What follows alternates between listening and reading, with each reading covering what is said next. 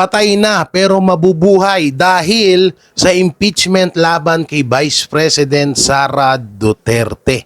At eto, senador na magtatraidor, kilalanin. So yung mga barateros, mga kabiyaya, isang mabiyayang araw sa ating lahat at welcome back to my YouTube channel. Jay Guevara TV nga po pala, isa sa mga barateros, brothers, at ngayon ang dami ho natin mga mapag-uusapan na mga balita dito sa bansang Pilipinas. Oy mga kababayan, mag-ingat po kayo sa mansulok ng bansa natin dahil grabe, no? Grabe yung ulan ngayon. Grabe yung alam niyo yun, yung tipong marami ako nababasa sa mga comment section, lalo na sa aking mga posts, na simula daw nung pinanganak ako, umuulan naman na daw talaga. So totoo naman, wala naman ako sinabing hindi umuulan nung panahon ni Pangulong Duterte. Mga tulonggis talaga kayo. Ang ibig kong sabihin, nung panahon na mga maayos ang ating mga kanal, mga alam mo yun, mga irigasyon, malilinis. So hindi masyadong bumabaha dahil may mga maayos na proyekto ang Pangulong Duterte noon. At kahit gaano pa kalakas ang nagiging ulan or bagyo, no, hindi masyadong sobrang bumabaha. So ngayon na dahil na ungkat nga ang issue sa flood control at konektado yan sa mga baha-baha, ngayon ay kapiranggot lamang na ulan ay bumabaha na sa bansang Pilipinas, San Mansulok. No, may mga basher kasing nagko-komento diyan na matagal naman nang umuulan. O nga, bakit? Sinabi ko bang hindi ba umuulan nung panahon ni Pangulong Duterte? Mga tulonggis talaga kayo. At dahil nga dyan sa usapang ulan ngayon, ay nababash si Senator Erwin Tulfo dahil siya ang mismong senador na nagsabing wag na daw nating pag-usapan at pakialaman ang flood control scam. Kamakailan lang may nabalitaan po ako, mga banateros, mga kabiyaya, na halos 10 or 12 tao ata ang namatay. Condolence po sa mga pamilya. Dahil po ay tawag dito, dahil na tambakan or naguan ng lupa, at may mga namatay din ho na daanan ng baha ang kanilang kabahayan, kaya pati sila ho ay nadamay na at namatay. So grabe, no? So talagang buhay po ang inilalaan ng bawat Pilipino sa mga sa sakripisyo or matatawag na sobrang korupsyon sa bansang Pilipinas, ay buhay ng mga ordinaryong Pilipino ang nagiging kapalit. So yung mga banateros, mga kabiyaya, is ano nga ba tong pag-uusapan natin na nang dahil sa impeachment ni Vice President Sara Duterte ay patay pero muling mabubuhay dahil sa impeachment ni VP Sara Duterte. So mamaya ako pag-uusapan yan. Nandyan niya sa dulo ng video natin. Huwag niyo munang i-skip syempre yung ads, no? Alam mo, makakatulong sa ating dyan. At syempre, yung about po sa traidor or magtatraidor muli. May bago daw na magtatraidor kay Vice President Sara Duterte or sa Senado. Sino kaya itong senador na to? Mamaya papakita ko ho sa inyo ang mga video na yan. So syempre, bago natin to simulan, don't forget to like, share, comment, and subscribe sa ating YouTube channel. Pakipindot na lang din po yung bell button para lagi kayong updated sa ating mga video araw-araw. At ayun nga, ngayon ay pinupush ng mga tulonggis ng mga vlogger na eto po daw si Marcos Jr. ay pwersahan ng gawing Prime Minister. Abo! Ngayon pangalang presidente, nangangamote na Pilipinas, Prime Minister pa kaya? 'Di ba? So, ngayon ay kung mapapansin nyo, yung mga bayarang mga vlogger ay pinupush ho nila na maging Prime Minister na etong si President Bongbong Marcos Jr. Alam nyo kung bakit? O ganito yan. Alam nyo, itong mga bayaran ng mga vlogger na to, isa rin kasi sila sa nakikinabang sa kung anong ninakaw ni Marcos Jr. ngayon. So kung tumagal ng tumagal ang magiging termino ni Marcos Jr. Bilang presidente or prime minister, or ma-extend pa yung termino niya, ma-extend pa ng 3 years or 20 years, paldo ang mga hinayupak, di ba? So magiging paldo sila. Kaya ngayon ay pinagtutulong-tulungan nila at binibrainwash nila ang kaisipan ng bawat Pilipino na hindi naman nila magagawa yun. No, hindi naman nila kasing tanga yung mga kababayan natin na i-push na maging Prime Minister si Marcos Jr. Kasi nga sila din makikinabang. Alam nyo ba kung eto, i-reveal ko sa inyo at ilang beses ko na rin to nasabi. Matagal-tagal na rin natin itong hindi na reaksyonan, no? Alam nyo ba kung magkano ang sinasahod ng mga yung mga vlogger na sumusuporta or todo tanggol kay Marcos Jr.? Alam nyo ba kung magkano? Eto ano kasi yan A, B, C, D. No? A, B, C, D yan. Tapos may mga ano pa yan. Yung ABCD na yan, may mga, yung bawat member dyan sa ABCD na yan, siguro sabihin na natin, sa letter A, mayroon silang 10 member. Sa letter B, may 10 member. Letter C, may 10 member. At letter D, mayroon ding 10 member. So ngayon, ang nangyayari, ganito, mga banateros, mga kabiyaya. Sa letter A, yan yung tinatawag na mga malalaki yung channel. Yung tipong palaging napag-uusapan sa social media, palaging, alam mo yun, yung palaging napapansin ng mga Duterte supporters, yung kanilang mga vlog, mga komento, yan yung letter A na yan. Tapos marami ding bumubuo dyan, no? Yung isa yung Kaning Lamig, no, si Sundalong Kaning Lamig, meron pa diyang meron pang iba diyan na si meron pa diyan na si Ma'am Shitars ata, no? So maraming leader diyan sa mga vlogger na yan. Ngayon eto. Sa letter A, bago tayo mapunta, sa letter A sumasahod sila ng 250k or nasa 500k per month. Yan yung class A na mga vlogger. Hindi class A na yun yung level nila. Parang yun kasi class A kasi nga sila yung matataas na mga vlogger. So sumasahod sila ng 500k to 250k per month. Tapos yung mga nasa C, sa mga B, yan yung mga sumasahod na tigwa 100k. Ayan po yung mga may mga kapag nag-comment, ayun yung mga nagbibilangan na sila yung about sa comment. Halimbawa, yung video niya ay umabot ng 1,000 comment, bawat comment ay may 100 pesos.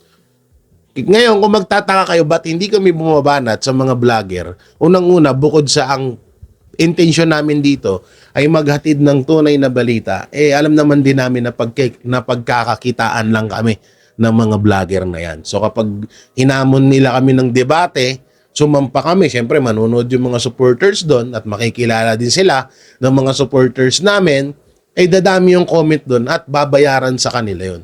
Puwera pa doon sa buwanan na bayad sa kanila. So biruin mo, sa 1,000 na comment, may 100 per comment. So magkano yun? Ang laking pera ho nun. 'Di ba? So ganun din po sa letter C at sa letter D. Sa letter D medyo mababa at talent fee doon. Mga na yun kung mapapansin nyo, dumadami yung mga vlogger na kahit matatanda, kahit na hindi masyadong maayos yung mga camera, walang maayos na studio, walang magandang, alam niyo yung tipong kahit wak yung mga pinagsasabi or walang kwenta yung mga pinagsasabi, okay sa kanila basta ipagtanggol kasi may sarili silang account Anytime pwede nilang padamihin yung followers ng isang miyembro ng tawag dito ng mga loyalistang vlogger o yung mga bayarang vlogger. Ngayon eto pa yan, malupit pa dyan. Diyan sa 4 na grupo na yan at kung halimbawang ilang member dyan, sa bawat member ng 4 na grupo na yan ay may mga kanya-kanya ding hinahawakan na mga vlogger na kanilang pinapatungan. Halimbawa, na-issue na to dati na nagkagulo-gulo dahil kinakatkong or kinukurakot yung sahod ng yung mga ibang vlogger. Halimbawa, etong si Kalbo na Bayot ay may hawak na 10 vlogger. Yung 10 vlogger na yun, sumasahod yun ng tig 15,000 or 20,000 or 30,000 per month. Diba? Sumasahod sila ng 15 to 20 to 30,000 per month. Yun ay alam lang nung pinaka-leader nila. Tapos pagdating doon sa sahuran or pagdating doon sa mga vlogger, ang alam nila ay nasa 15 lang or 20,000 lang ang kanilang sinasahod doon sa nagpapasahod sa kanila. Ewan ko, sino nagpapasahod sa kanila. Ngayon, yung 10,000 napupunta doon sa leader. Diba? Kasi nirecruit niya lang yung mga vlogger na yun. So, ganyan yung nagiging, nagiging kalakaran nila. Kaya minsan sila din nag-aaway.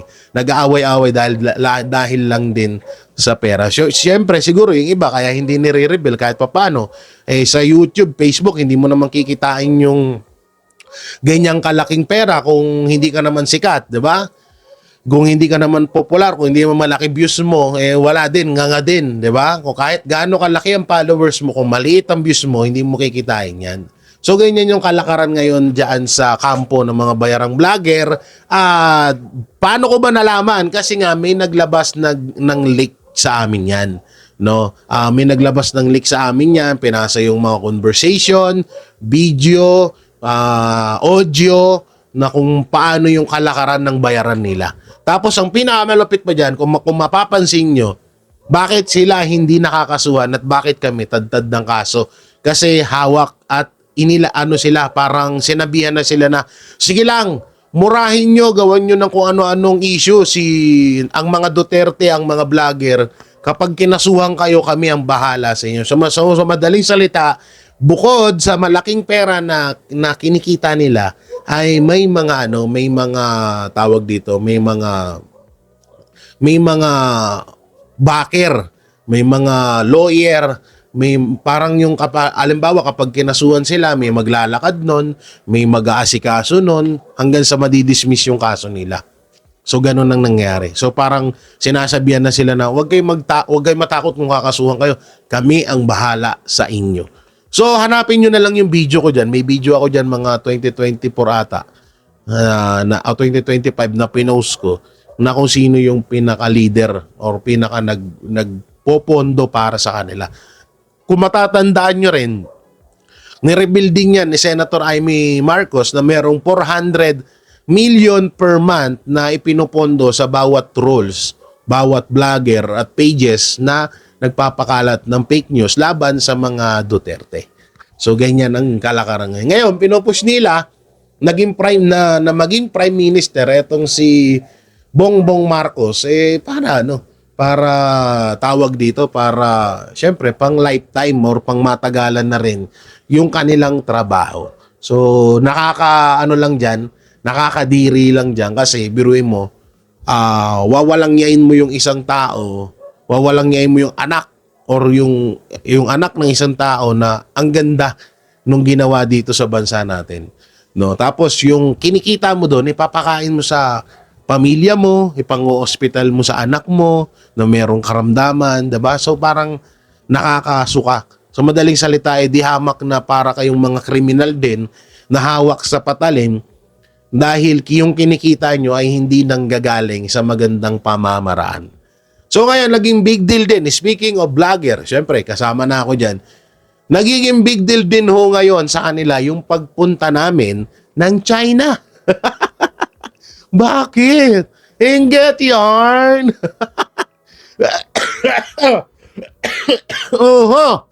At excuse me po, no, inuubo pa rin po tayo hanggang ngayon. So yung nagiging big deal yung pagpunta namin ng China, kaysa pinondohan daw kami, binigyan daw kami ng pira ng China. So halimbawa man, kung totoo man talaga na binigyan po kami ng pera ni Xi Jinping, Xi Jinping, una-una, okay lang po yun. Walang problema. Hindi ko siya inaamin na totoo yun ha. Puta na, sino ba naman? Sobrang sikat na ba namin para bigyan kami, ponduhan kami ng China ng pera? Wow! Unbelievable! Di sana hindi na kami umuwi dito, hirap-hirap dito sa Pilipinas, mga siraulo. Bakit kami bibigyan ng pera noon? At kung sakali man nabigyan kami ng pera, okay lang din yon. At least, hindi galing sa pondo ng taong bayan yung ibinibigay sa amin. Diba? Diba? So ngayon, mga banateros, yan yung isang puputok na issue na Yung pera daw na ginastos ng halos 17 days kami sa China hanggang sa nakarating na kami ng Hong Kong. Bagay, yung Hong Kong, sakop din ng China yan. Sa totosin, magmamakao pa nga kami, magta-Thailand pa nga kami, magbe-Vietnam pa nga kami nila Banat Bay nun. Pero hindi na namin tinuloy kasi marami na kaming dapat gawin dito. May mga kanya-kanya huring kasing trabaho ang Banateros. Hindi lang ho kami dito nakapokus sa YouTube, Facebook, kundi may kanya-kanya ho kaming trabaho. No, marami ho kaming trabaho po, construction worker po ang aking paring trabaho. No, so mga Banateros, mga kabiyaya, yan yung mga issue na pinapalaganap nila na binabayaran daw talaga kami ng China. Swerte naman namin. Di sana na lumipa. Bagay, palipat na rin ako sa uupahan ko. Joke lang. Tawag dito, naghanap lang ako ng kasi medyo nahihirapan din ako dito kasi medyo bahain tsaka medyo masikip yung parking kasi plano ko nang bumili ng pangarap kong sasakyan na Grandia. Oy! Oo, na Grandia kasi ako kasi practical yung utak ko eh. Hindi ako mahilig sa mga sports car, mamahaling sasakyan na parang ako lang yung makikinabang. Kasi kaya gusto kong makabili ng Super Grandia, mga Banateros, kasi malaki po ang pamilya ko. Malaki, sobrang malaki ang pamilya ko. Gusto ko na kapag pupunta ako sa isang lugar ay kasama ko sila. Pero ngayon ay hindi ko pa magagawa 'yon kasi wala pa naman ako sapat na pera, no? Hindi ko pa mabibili 'yon. So pinag-iipunan ko pa. So kung ako man ay nabigyan ng pera ng China, hindi sana pinangbili ko na 'yan. Hindi na sana nagtatampo yung nanay ko na ako na lang palagi naggagala at hindi siya kasama. Tampororot yung nanay ko eh. Lagi daw siya sabi na hindi daw siya kasama. Puro lang tropa. Paano ko isama? Wala man tayo sasakyan. Diba? Mahal-mahal mag-arkela ng sasakyan ngayon, maabot ng 20 mil kung pupunta ka man lang ng ibang lugar. So yung mga Banateros, ganyan yung ginagawa nila ngayon na pangbabash sa amin. Pero okay lang, wala naman din pong problema at hindi po at isa pang pambabash sa akin yung about kay Trililing na binura kong post. Ilang beses na namin in-explain yun, pero hayaan mo na, hindi naman sa amin yan, hindi naman kami apektado dyan. At hindi naman din kaduwagan yung ginawa ko, gawa ng kautusan niya yon. So sinunod ko lang, 'di ba? O gusto niya pabura, pabura, wala namang problema doon. 'Di ba? At least yung video na yun, kumita ako. So yung mga Banateros, mga kabiyaya, no. So grabe ngayon yung mga at ito yung kay Bunuan, ha. Oo, yung kay former Secretary DPW Secretary Bunuan na kung wait lang ito natin nakalimutan ko yung sinabi ni tawag dito ni eto no. Oo, yung kay Libiste na na di umano ay may mga miyembro ng kabinete na nakikinabang sa kanilang posisyon, no. 'Di ba gagawing witness etong si Bunuan. Ano kaya maaasahan natin dito kay Bunuan? Isusumbong niya ba? Ilalaglag niya ba yung nasa gabinete na mga nakinabang? At eto ang mga Banateros hanggang ngayon daw nakikinabang pa rin daw sa pera ng taong bayan etong mga politikong nasa side ni Marcos Jr. Aba, grabe yan. So hanggang ngayon parang hindi pa rin talaga natitigil ang korupsyon sa bansang Pilipinas. Mas dihamak daw na tuloy-tuloy ang pagnanakaw nila. Kaya sobra akong namamanga sa mga sinasabi noon ni Pastor Apollo Kibuloy na etong administrasyong Marcos ay may pailalim na kademonyohan na ginagawa na ngayon ay nagkakatotoo na. Diba? Dati pinagtatawanan pa natin si Pastor na hindi totoo yan. Galit ka lang kay Marcos Jr. kasi ganito ganyan. So ngayon talagang 100%, 1 trillion% na totoo ang lahat ng sinabi niya. Na nakikita natin ngayon, obvious na obvious, di ba? Kaya nga ayaw pag-usapan yung flood control scam dahil nga ayaw nilang mapansin, pero alam naman na ng taong bayan na talagang grabe ang nakawan ngayon. At ito pa nga, itong mga binisto ni Libiste, sa totoo lahat po ng inire-reveal nila Libiste, nila Kiko Barsaga, Mike Defensor, Rodante Marcoleta, at ng iba pang mga senador, politiko, na kung grabe magnakaw, kung paano magnakaw si Marcos Jr. or ang administrasyong Marcos at yung mga garapata niya na hawak niya sa leeg ng mga politiko, ay matagal na hong inirebilyan ni Pastor Apollo Kibuloy. Matagal nang sinabi yan ni Pastor na yung ilan nga sa atin, naminin man natin sa hindi, na tinatawan-tawanan natin kasi nung mga panahon na yon ay hindi pa nagpapakita ng pagkalas na etong si Vice President Sara Duterte sa kampo or sa ni Marcos Jr. So parang tingin natin naninira lang si Pastor, 'di ba? Pero ngayon obvious na obvious at talagang lantaran na. Talagang masasabi nating totoo nga. Totoo nga yung sinasabi ni Pastor. Hindi lang tayo talaga agad nakinig. No, kahit sa mga senador ngayon na mga nanalo na walang gagawin 'yan, walang gagawing maganda yan, katulad nila Tulpo, nila Lacson, Soto, at nung iba pa. So, ang kinaganda lang talaga dito, ang dami talagang nabunyag ng mga nagtatagong mga budhi, maiitim na budhi ng mga politiko, ang daming nakilala natin, no? Oo, so dito sa mga nangyayari na to. So eto na nga, mapunta na nga ho tayo doon sa Trojan horse daw na sinasabi na nasa Senado or isa sa mga magtatraidor na senador. Sino kaya ito? Ito po, panoorin natin ang bidyong ito.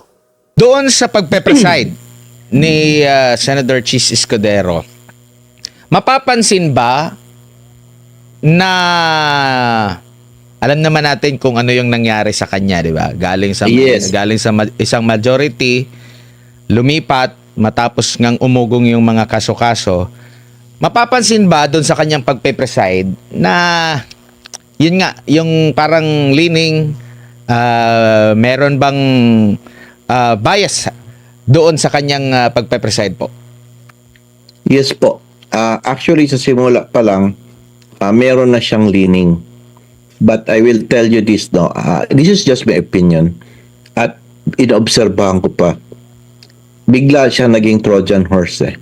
Nagulat ang lahat nung dineclare niya na 16 ang 2/3 of 24. Even yung mga kaalyado niya, they did not expect that. That he will said that the decision and the determination by this impeachment court should be 16 or 2/3 of 24. Now, kanino po nakalid yan? Kung tingnan natin, nakalid yan doon sa defense. And that is the most important threshold. That is the most important thing in these proceedings para ma-discuss lahat kung ano ba talaga. Kasi yun ang habulin. Mahirap hanapin ng 16 eh. So technically speaking, akin ng tong pananaw 16 votes na yan. How could they get 16 votes? Technically speaking, pwedeng hindi na lang tayo mag-present ng evidence, pwede na tayo magbotohan ngayon. Diba? Because as I said, it is political and it's all party affiliations. But it cannot be done, Admar. Kasi kailangan talaga na ang prosecution, ipakita nyo talaga. Kasi meron pa tayo isang court yung Court of Public Opinion. And they have to present to the public that ito yung ebidensya namin. Kasi nagyabang kami doon sa likod ng microphone noon, sa Committee on Justice of Hearing, and we have to prove na talagang may kasalanan nito si Inday Sara. Now, ang defense naman would say, oh, I have to say that my client or ako as a respondent is wala talaga ako, inosente ako. Kasi meron pang tumitikin ng tao. Hindi naman pwedeng papayag ang mga tao na i-stop na lang yan ang impeachment court, magbotohan na tayo. Kasi gusto rin natin malaman ang katotohanan ng lahat. Kasi dyan malalaman, Mar, kung ang pag-politically motivated ito, talagang masisira talaga ang prosecution, pati ang mga kaalyado nila na talagang political persecution, it will really destroy them. Yan ang aim din ng defense, no? Para pagdating ng panahon, maklaro natin kung sino talaga yung nagbe-bend at gumagawa ng twisting ng batas para lang ma-persecute politically ang isang political opponent. Opo. Yung nakalipas na 3 araw na trial, mula nung pag-upo niya, nabanggit na niya yung, kailan ba niya ibinanggit yung threshold na 16? Sa simula, bago siya. Sa simula, di ba? Okay. Yeah, the presiding officer would like to make sa manifestation. So, 3 araw na yun.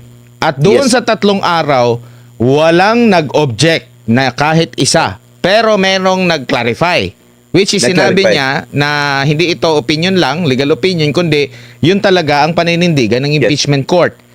And Hindi, sinabi ni Chis Escudero, yes, that is it, no? opo. So, Hindi na ba ito mababago along the way? Or I think magiging questionable ba kung along the way mababago? Inapprove na nila yung Ito. mga journals ng unang dalawa. yes, you're very good in pointing that out, no? I think with respect dun sa loob ng Senate proceedings, hindi na yun mababago, Mar. Bakit? When it was uttered or made by ruled by Chis Escudero, nobody objected. No one. Tanga nga lahat eh. Even the defense, tinakita tayo. Nagulat sila noon, ha? Parang hindi na na-expect makita mo talagang reaction. I've been reading them, their body language and their nakita ko. Then pagkabukasan in-approve ang journals without again any objection. So carried na po. That's why when Senator Lacson asked is this the opinion of the presiding officer or ito na po ba yung pamantayan natin ng ating ng korte. Sabi niya, yes, that is now the definitive thing that this impeachment court will follow. Di ba? Parang ganun. So, ibig sabihin yan na yan. Fix na po yan siya dyan. Kasi wala na silang nagawa. And in fact, after that, before tayo nag-interview 2 hours before, may nabasa ako doon na posting na parang agree din talaga nagka-clarify lang siya pero okay sa kanyang 16, sabi ni Senator Lacson, if I'm not mistaken. No? Alam mo po, makapagbago nito, yung motion na ipinail nalaman ko lang I do not know if you also through it, yung motion na pinail ng kampo ni Attorney Torion, Opo. questioning the constitutionality of this presiding officer. What if the Supreme Court decides and say that the June 3 ruling and tama yung posisyon ni Attorney Torion's camp and dapat hindi siya dapat maging presiding officer si Chus Escudero. Yun nga yung Ibig sabihin, susunod na tanong ko sa inyo. Yan. Kasi, Di ba? hindi ba presiding officer lang, lahat ba na kanyang ginawa bilang presiding officer Yes. ay That's magiging the void? point. If ever Yes. na magdesisyon, pabor sa... Yes. Okay. Yes, even his statement that yung mga objections, of course yung statement siya sa threshold kasi covered by everyone na yon, no? Kasi na-pass naman yon. Ang problema doon, yung mga objections, yung mga denial or yung overrule ang mga rulings niya and everything, o sino ginawa niya, pwede yun siyang ma-nullify. And it is possible na baka magkaroon ng mistrial, no? And that would be an automatic acquittal, no? Kasi parang tingin ko na gano'n, no? Although, wala po ako nakitang bias ni Chis Escudero so far, ha? In fact, ang ginagawa niya, pinagbibigyan niya lahat. Except for the threshold of 16, pinagbibigyan niya lahat. Ay, pinapasarita niya ng todo, binibigyan na, sige, mag-manifest ka dyan. Si defensor, kahit na improper yun, sige na lang, magsalita ka na lang. Kahit na yung mga manifestation ni Ligutan, after sa tanong ni Rizal Tiberos, sige na lang. Ikaw yun sa defense, binluan, nagsalita. Hindi man yun siya dapat. But binabiyaan na lang niya dahil he wanted to be as fair as possible. In fact, napansin mo, pag magbabangayan yung dalawang lawyer, sandali, I will be the one to ask question. Di ba? Siya na lang para matapos na ito kasi ito ang question na dapat itanong. Kaya lang, ang technique ng pagtanong is that more on parang iba ang dating kasi, no? So, what I'm trying to say is that it may affect, no? As I understand, sabi ata ni Attorney Powa, hindi daw nila alam yung pinail ni Attorney Torion's camp, no? And I haven't seen that also, no? And ito naman, nababasa ko lang sa Facebook, no? And that's why I could make an opinion. So, yun ang natitingnan kong worry. What if kung suddenly, hindi? So, sabihin natin, maggagawa na naman ng bagong presiding officer, mag-elect, and then magkikreate na naman ng ruling ang bagong presiding officer by saying, sige, the threshold, we will leave that until such time that the decision of the Supreme Court in the Alan Cayetano's case will be decided upon on the issue of kung magkano ang threshold, kung ilan ang threshold. So, pwede nating stop. Parang ganun ang mangyari, parang mabibitin tuloy, no? So, that is what I am actually afraid of, no?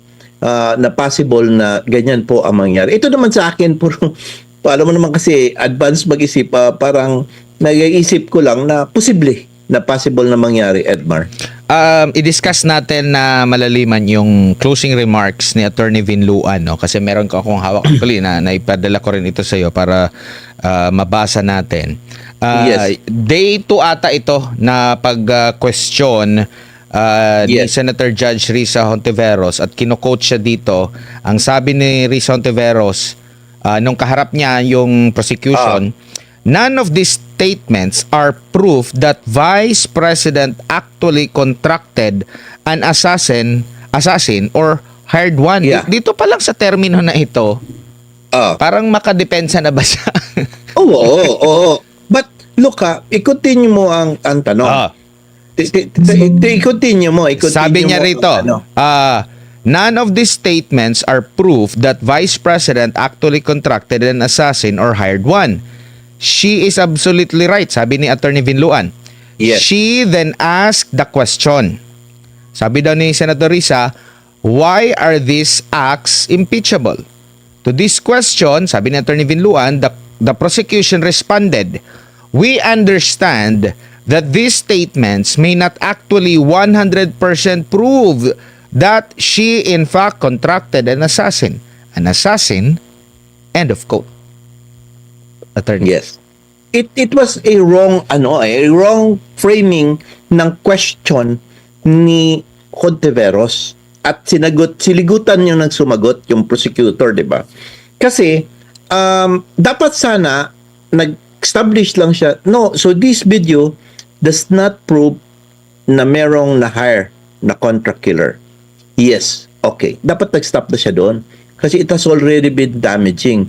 Pwede niyang tanong sana, so are you going to present another evidence to prove this existence or the hiring of a contract killer? Diba?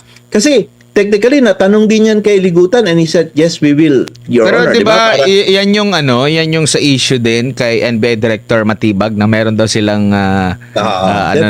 So, kumbaga, may kulang doon sa question kung napapabor sana sa prosecution. That is where Matibag will testify on next week. Yan, yung kanyang investigation na meron silang investigation na nangyayari and that siguro sabihin niya we are trying to gather facts pa lang or meron na sila or baka meron silang tao na ipipinpoint na we talk to this person at ito talaga yung hard killer. So, you know how Matibag will justify it, no? And testify next time. Kasi wala man talaga siyang ibang purpose i-testify si Matibag except that. So, I think siya yung investigation niya with respect of determining who is this contract killer. Kaya lang, ang problema, balikan natin doon kay Hontiveros, sa Bisaya, pag ipakipinan pa niya pangutana ba, nagtanong pa siya ng dagdag by saying that how can this be an impeachable offense? So, ang nangyari, Attorney Ligutan was forced to talk about the theory of the prosecution and which said, we cannot 100% prove that in this video and everything, no? But I'm as a lawyer, I'm not talking as a lawyer, but for moral and something like that. Parang, yun na, it is a damaging thing, no?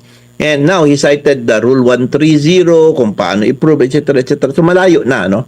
Because of these questions that supposedly na tinatanong ni Senator Risa Hontiveros, nakatulong tuloy, mas lalo, sa defense at nakadiin tuloy dito sa prosecution, 'di ba? So, yun ang aking analysis din. Pero part lang yan siya, part lang ito. So, gaya ng sabi ko sa iyo, Admar, sana po ang senator judges will have a ruling or definite ruling na do not ask questions from the lawyer. Ask the question from the witness. Kasi ang mga witnesses, ang dapat yung tanungin to clarify some things or question the witness because hindi nyo naintindihan at gusto nyo ipaintindi sarili. Para bang research person, tanungin nila ba? Tanungin, hindi yung abogado. Unconstitutional talaga yung pagtalaga kay Senator Escudero bilang presiding officer at makikita natin kung magre-resulta ito sa pag-void ng entire proceedings Sana hindi naman dahil medyo sa ngayon medyo effective si Senator Escudero bilang presiding officer. Para sa akin, he's handled it as well as anyone could. Kasi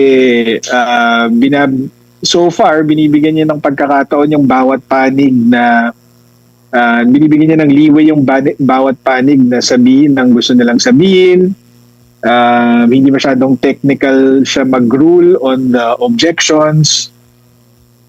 So far, para sa akin, positive influence si Senator Escudero sa proceedings. Kaya lang, ang problema nga, unconstitutional siya. So meron talagang risk na ma-void yung entire proceedings. Ang tanong is, bakit ipipilit ng mayorya at ng mga taong nasa likod ng mayorya na gawing presiding officer si Senator Chis Escudero kung alam naman nilang may high risk of unconstitutionality yung ginagawa nila.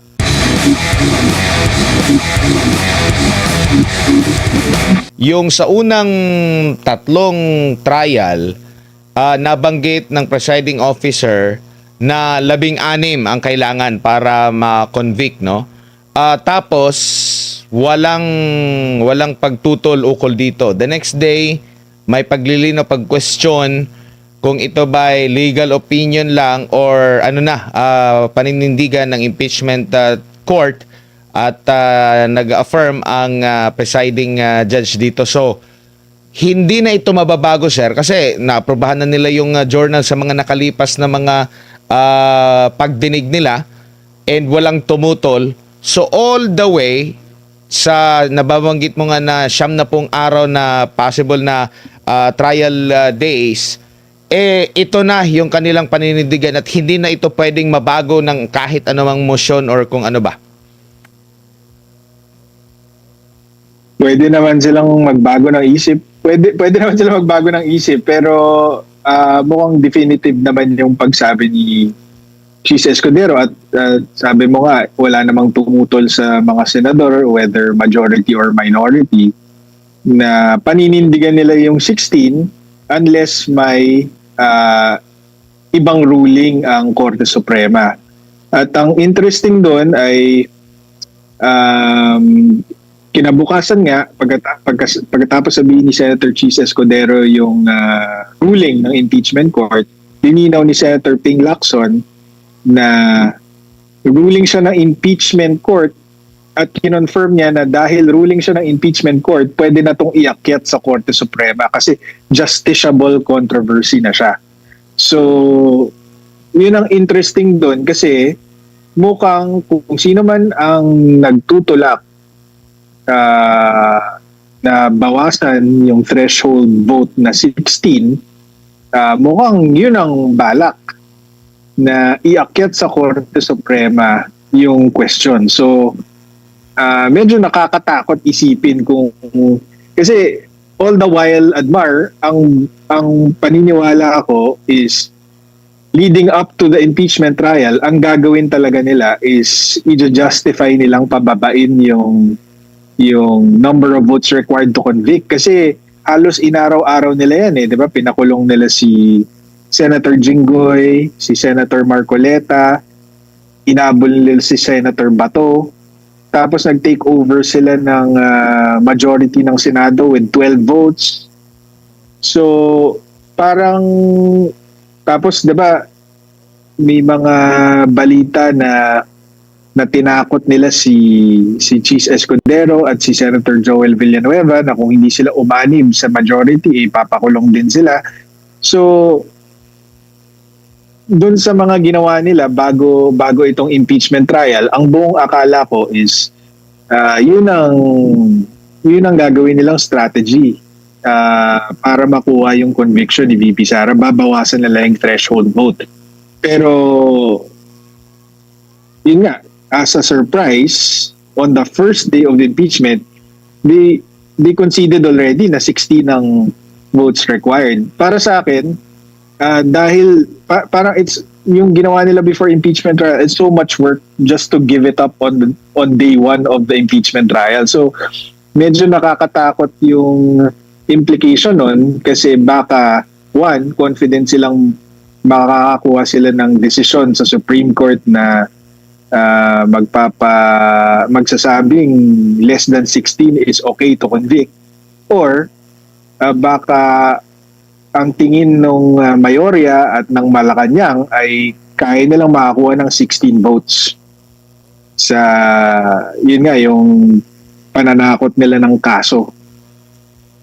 Opo, doon naman po sa posibilidad na lahat ng mga nangyari sa 3 araw na impeachment trial under kay Senador Chis Escudero, if ever na katigan ng Korte Suprema yung petisyon na inihain ng mga abogado ng grupo ni Attorney Israelito Torion, sa tingin nyo po, mawawala lahat ng mga pinagagawa nila na mga desisyon, lahat noong unang 3 araw po, Attorney?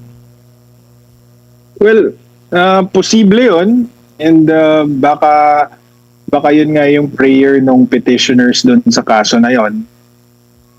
Kasi nga totoo naman na unconstitutional naman talaga na ang isang hindi Senate President ang maging presiding officer sa impeachment.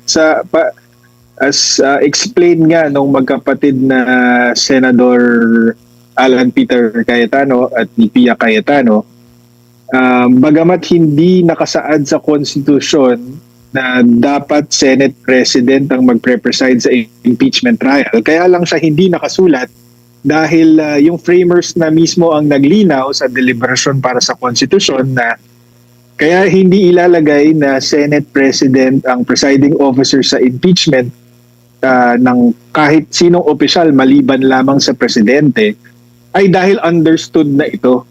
So nagdesisyon sila na hindi na kailangan isulat. Parang ang naging explanation is pag presidente ng Pilipinas ang nakasalang sa impeachment, ang magiging presiding officer ay ang Chief Justice ng Supreme Court. For all other cases, Senate President. Pero understood na yun, kaya hindi na kailangan isulat. So unconstitutional talaga yung pagtalaga kay Senator Escudero bilang presiding officer. At makikita natin kung magre-resulta ito sa pag-void ng entire proceedings. Sana hindi naman dahil medyo medyo effective si Senator Escudero bilang presiding officer. Para sa akin, he's handled it as well as anyone could. Kasi so far, binibigyan niya ng pagkakataon yung bawat panig na binibigyan niya ng leeway yung bawat panig na sabihin ng gusto nilang sabihin. Hindi masyadong technical siya mag-rule on the objections. So far, para sa akin, positive influence si Senator Escudero sa proceedings. Kaya lang, ang problema nga, unconstitutional siya. So meron talagang risk na ma-void yung entire proceedings. Ang tanong is, bakit ipipilit ng mayorya at ng mga taong nasa likod ng mayorya na gawing presiding officer si Senator Chis Escudero kung alam naman nilang may high risk of unconstitutionality yung ginagawa nila.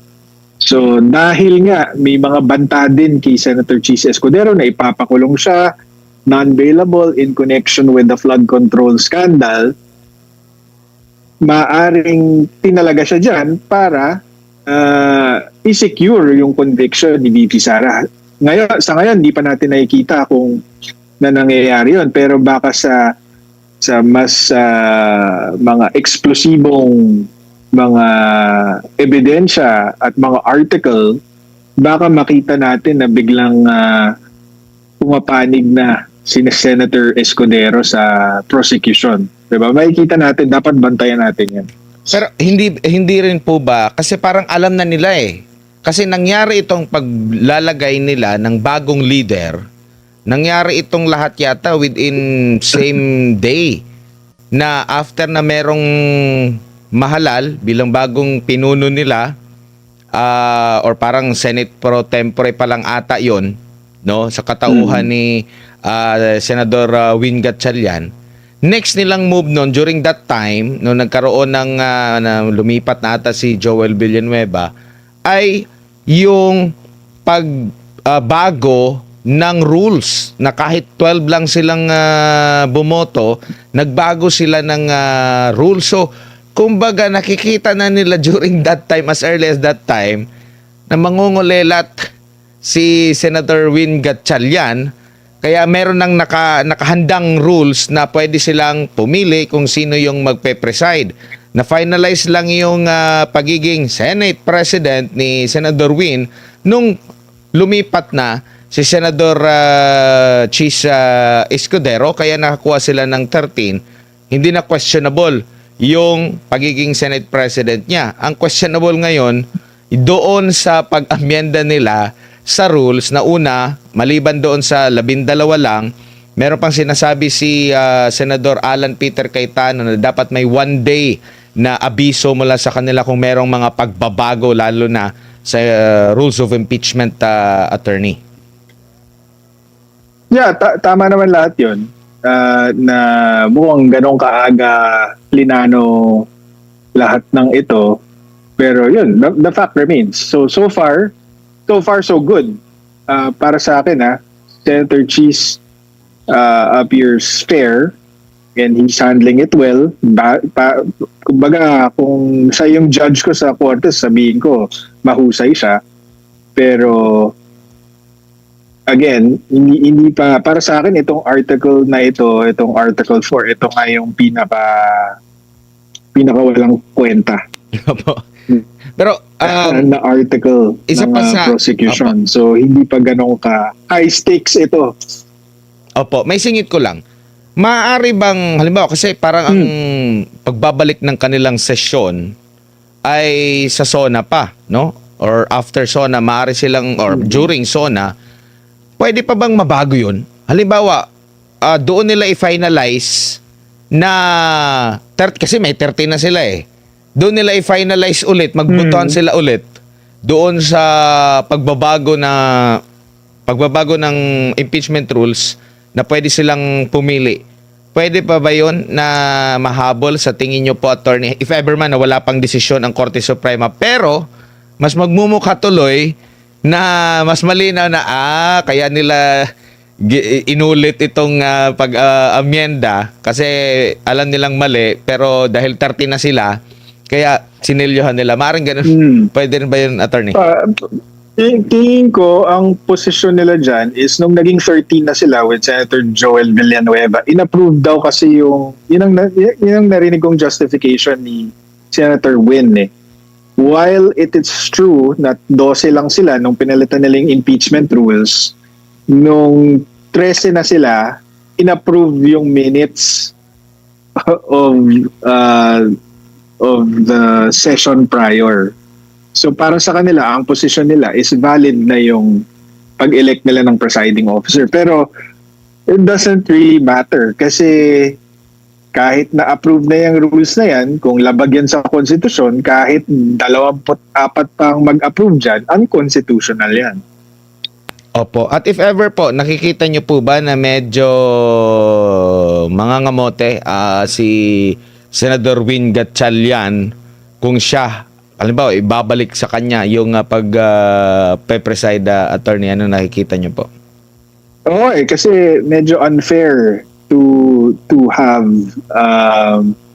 unfair for him and unfair to the parties to have a non-lawyer preside over the impeachment. Kasi nakita nyo naman, napaka-technical ng objections. Imagine nyo kung non-lawyer, kahit hindi naman si Senator Gatchalian eh.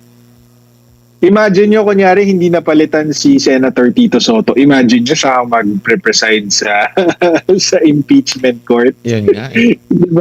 Hindi ba magiging katawa-tawa yung proceedings kung ganon? Opo. Tingin ko masyadong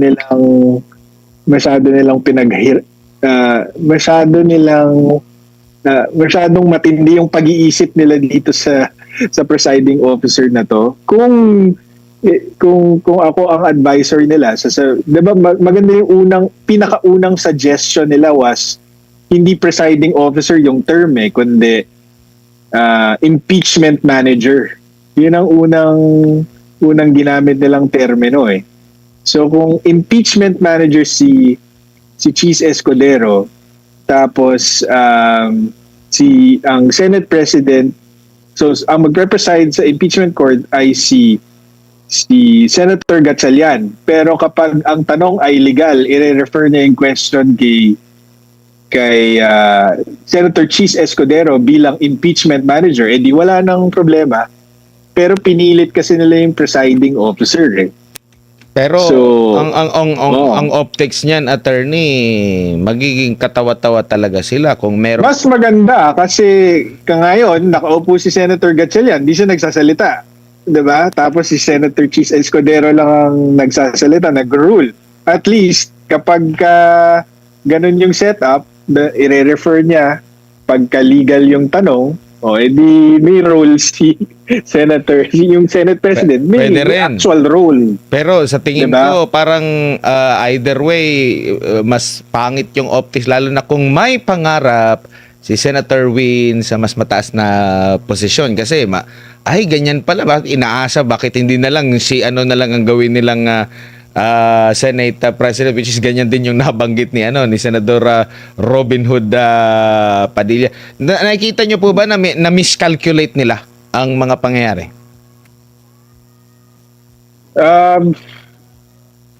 Hindi ko alam kung na-miscalculate nila. Hindi, ako, Admar, sa, diba, nakakailang taon na ba tayo? Pang-4 na taon na natin to sa ilalim ng Administrasyong Marcos. Hindi ko masasabi na marami silang miscalculation, pero pinapanindigan nila yung miscalculation nila. Yun ang nakakatakot. Kasi kahit nagkamali sila, ipipilit nila at habang tinotolerate ng taong bayan, itutulak at itutulak nila. Kaya pagka ini-interview nyo ako, palagi ko sinasabi, bantayan natin, di ba? Huwag nating papalagpasin. Kasi yun ang nangyayari. Yung mga batas, yung konstitusyon binabali, kung hindi tayo nakabantay, itutuloy lang nila kung anong gusto nila. Kaya, ayun. Yun ang Attorney. pananaw ko dyan. Ay, grabe. Grabe itong mga nireveal ni Attorney Bato at Attorney Panelo Jr. About kay Senator Cheese Escudero. Pero ako, ayon naman sa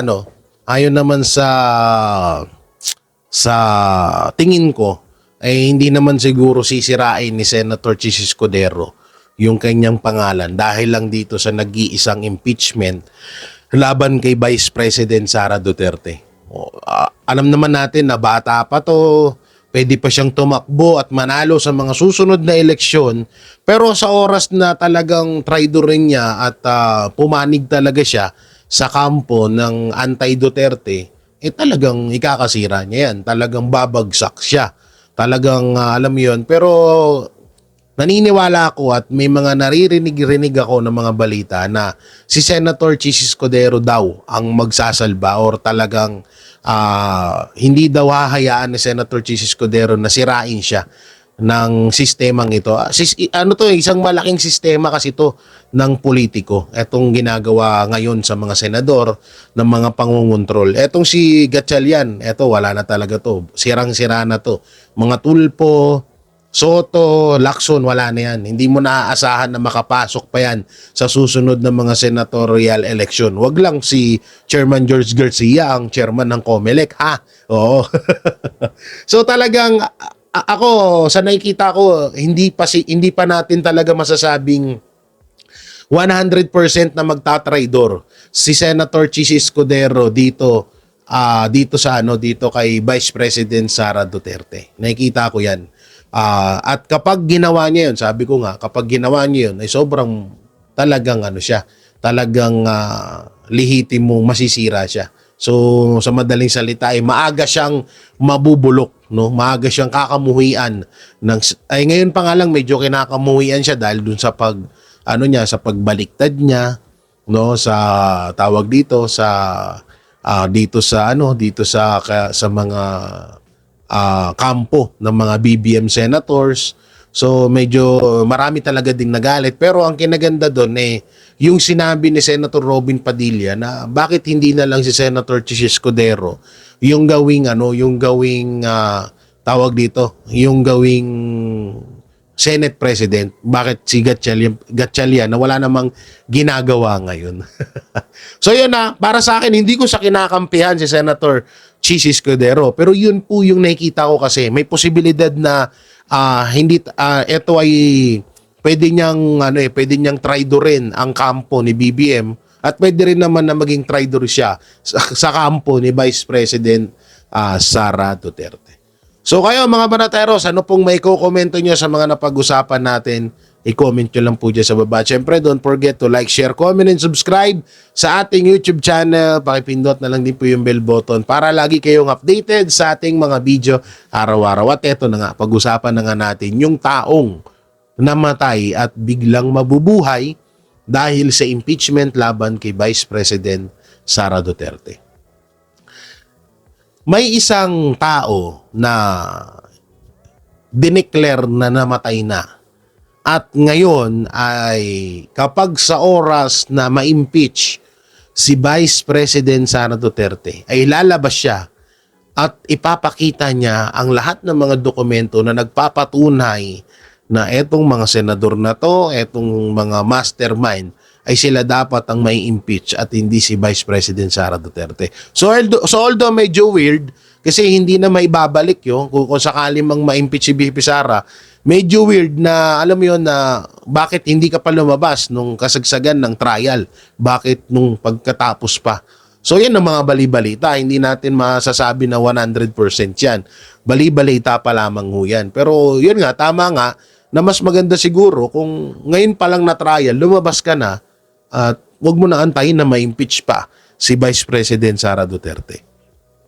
So yung mga banateros, hanggang dito na lang yung video natin. Maraming salamat po sa panonood, yung pag-like, pag-share, pag-join sa aming join button. Super thanks, napakalaking bagay po nun para sa aming mga YouTube channel ng buong Banateros Brothers, especially to Banat Bay at syempre sa channel ko. At syempre wag nyo na rin pong kalimutan na suporta ng SMNI Days, SMNI News. Marami po silang social media platform to YouTube, Facebook, TikTok. Suportahan po natin lahat. I-share natin yung mga video at syempre yung DCIR 1026, yung kila Attorney Rowena Guanzon at sa Bistaqueros, at yon sa mga OFW Hero Abroad na patuloy na sumusubaybay sa Banateros Brothers, SMNI sa mga Duterte. Maraming salamat. Ingat kayo dyan palagi. Sa ating mga mahal na senior citizen na patuloy at sa lahat ng patuloy na sumusuporta sa aming lahat para sa katotohanan at para sa Pilipinas nating mahal. So yon, maraming salamat. Ingat po kayo palagi. God bless and peace and bye-bye. Yan ang Banateros, walang inuurungan. Pag tama palakpakan, pag mali ay babanatan. Yan ang Banateros, boses ng ordinaryong Pilipino. Banateros ay walang makakaawan, walang inuurungan. Banateros